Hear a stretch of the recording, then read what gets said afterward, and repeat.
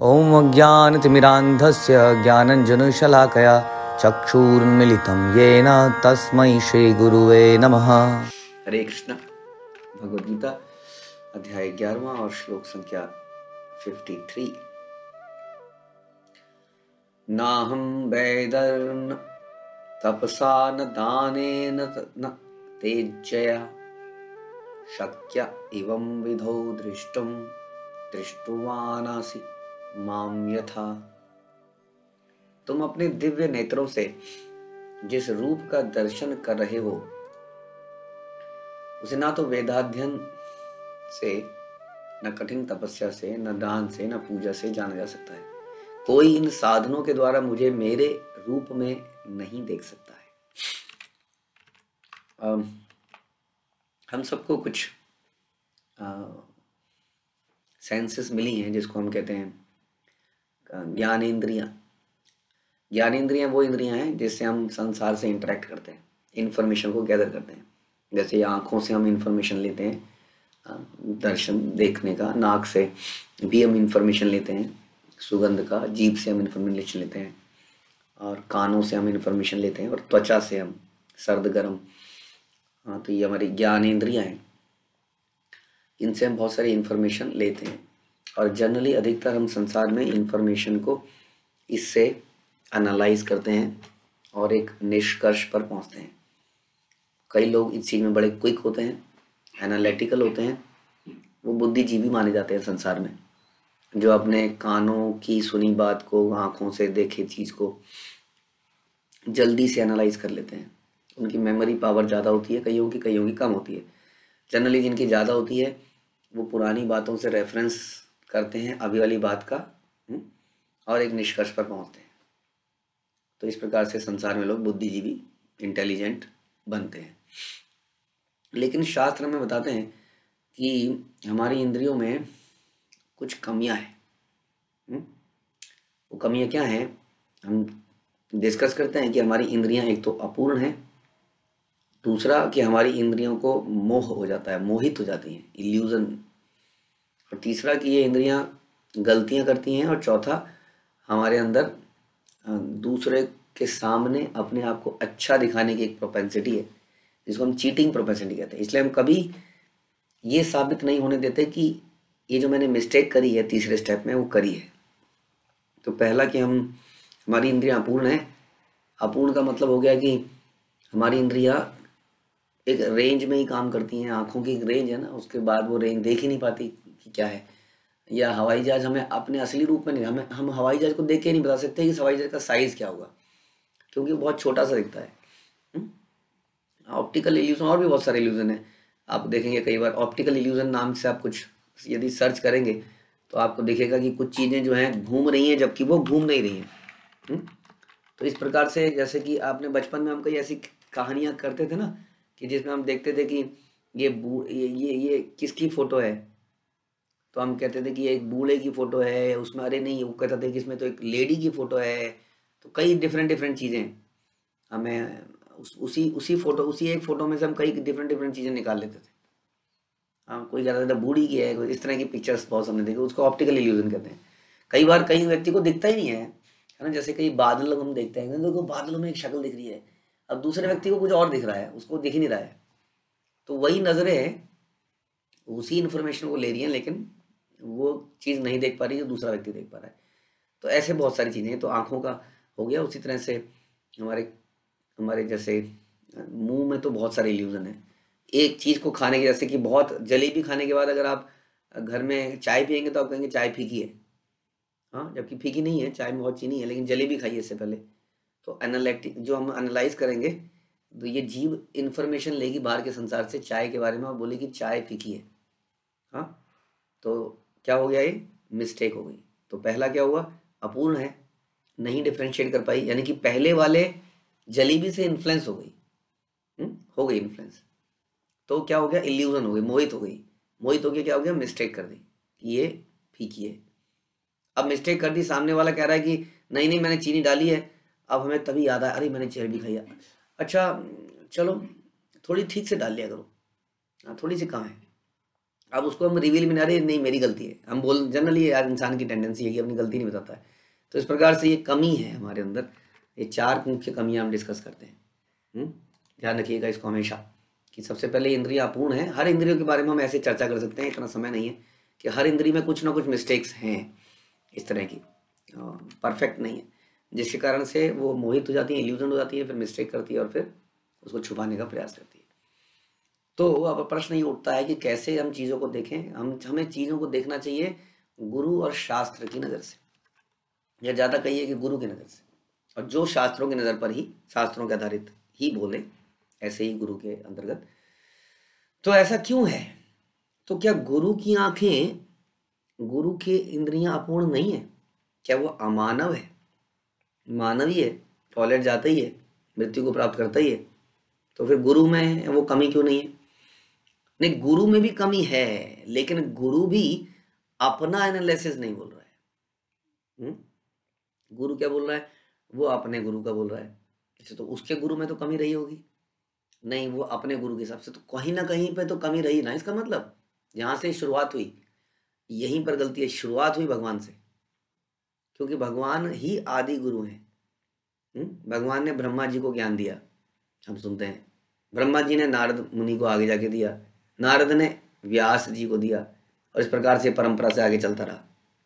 अगर हर गुरु अपने गुरु की बात को एज इट इज बोल दे, जिन सब की बातें शास्त्रों पर आधारित हैं, हाँ, तो ये क्या होगा?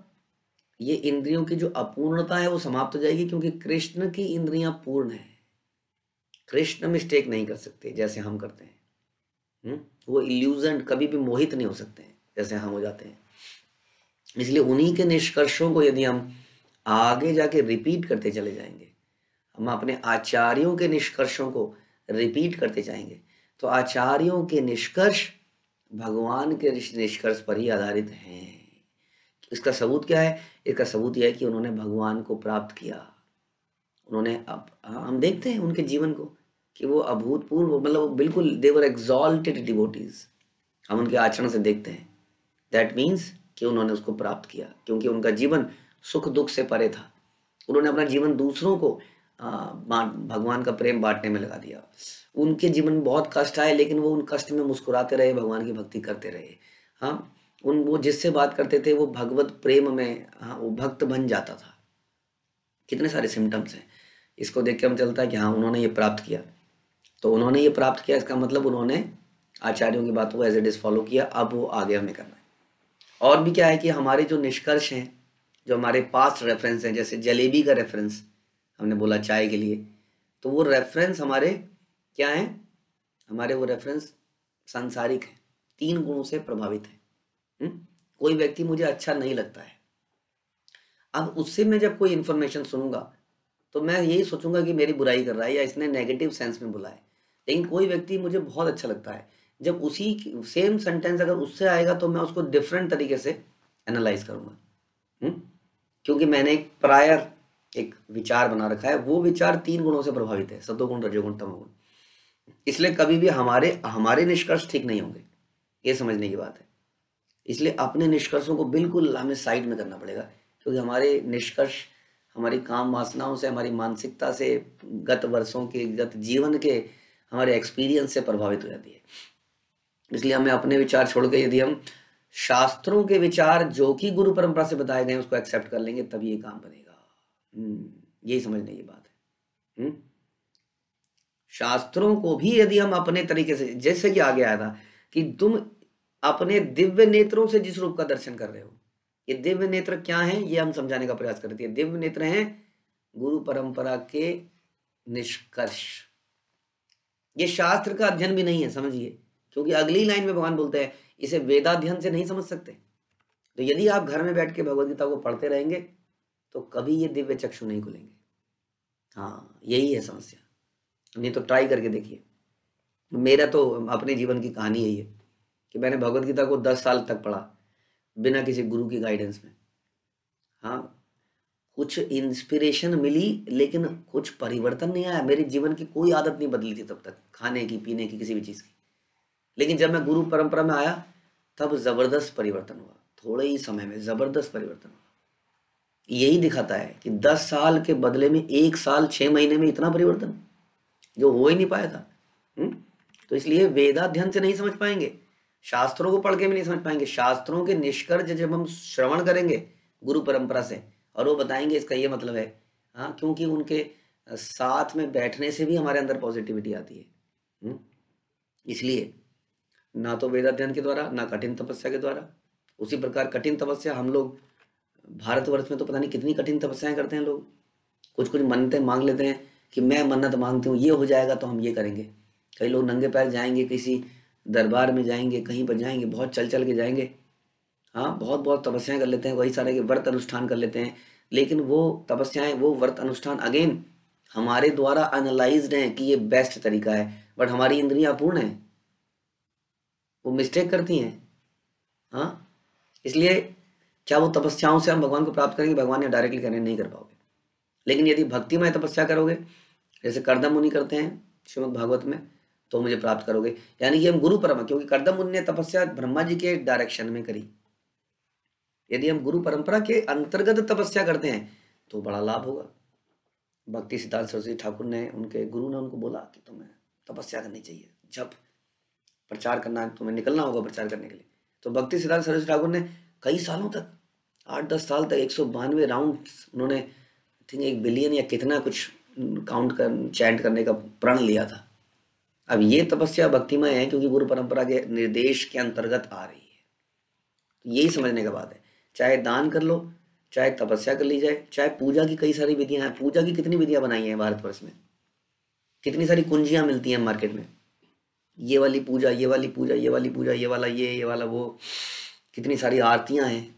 हर सिंगर एक अपनी आरती की एल्बम निकाल देता है, हम उसको चला देते हैं। लेकिन उन आरतियों में भी, उस पूजा की पद्धतियों में भी त्रुटियां हैं, क्योंकि वो मानवीय है, क्योंकि मानव द्वारा बनाई गई हैं, उसके दिमाग से, वो परंपरा से चली नहीं आ रही है। हो सकता है कोई आरती हमारे भारतवर्ष में पिछले 200 साल से चल रही है, और ऐसी बहुत सारी आरतियां हैं ही, हम सुनते ही हैं। फॉर एग्जाम्पल ओम जय जगदीश हरे हम सुनते हैं, यूनिवर्सल आरती एवरीवेयर। बट क्या ये गुरु परंपरा से आ रही है, ये किसी ने देखने का प्रयास नहीं किया आज तक। यानी कि जो कौन लेखक है इसका, क्या वो लेखक है वो गुरु परंपरा में है, क्या उसके गुरु कोई गुरु है, उनका भी कोई गुरु है? क्या वो गुरु परंपरा प्रमाणिक है? क्या वो कृष्ण को भगवान मानते हैं, या शास्त्रों के आधार बोलते हैं, श्रीमद् भागवतम के आधार बोल रहे हैं, भगवत गीता के आधार पर कुछ बोल रहे हैं? ये बहुत सारे प्रश्न हैं। हमें लगता है कितना भावुक गीत है, आनंद आ गया, लेकिन वो आनंद हमारी इंद्रियों को आ रहा होता है। ये समझना बड़ा मुश्किल है, प्रारंभ में समझ नहीं आता हमें कि ये आनंद दिव्य आनंद है या हमारी इंद्रियों को आनंद आ रहा है। वास्तव में दिव्य आनंद वो है जो हमारी चेतना में परिवर्तन लेके आए। प्रश्न ये पूछना चाहिए हमें अपने आप से, क्या मेरे खान पान विचार इनमें कोई परिवर्तन आ रहा है या केवल मजा आ रहा है? जब तक ये हमारे अंदर ये परिवर्तन नहीं आया था, क्या मेरे अंदर भगवान के प्रति समर्पण भाव बढ़ रहा है? बहुत सारे प्रश्न हैं। तो इसलिए तब तक कोई पूजा की विधि, कोई दान की विधि, कोई तपस्या की विधि, वेदाध्ययन बेसिक विधि जो मैंने अपने आप से बनाई है या मैंने समाज में होते हुए देखी है, अब एक पीयर प्रेशर भी है। हाँ, पीयर प्रेशर है कि हर कोई ये वाला व्रत रख रहा है, तुम क्यों नहीं रख रहे हो? हर कोई इस धाम में जा रहा है, तुम क्यों नहीं जा रहे? तुम नहीं गए अब तक, हम तो हुआ है।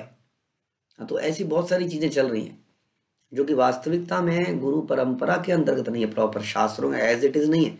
और हमने सुना यदि वो चीजें ऐसी नहीं होती हैं तो उसमें ये 4 मिस्टेक पाई जाती हैं, जिसके कारण से हमारा वो फल, भक्तिमय फल हमें नहीं मिलता है जिसके लिए हम इतना प्रयास करते हैं।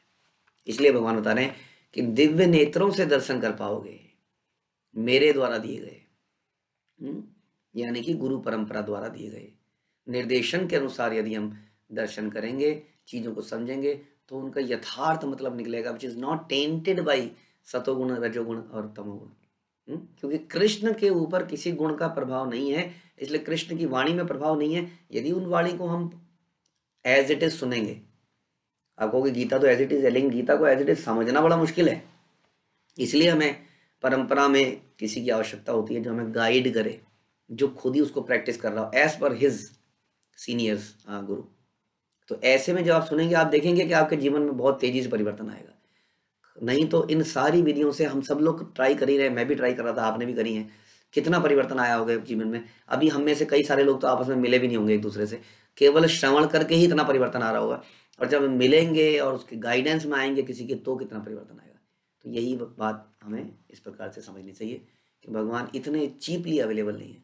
You must get training under a क्या कहते हैं उसको, authorized training institute which is authorized guru parampara. हरे कृष्णा। श्रील प्रभुपाद की जय, भगवद गीता की जय।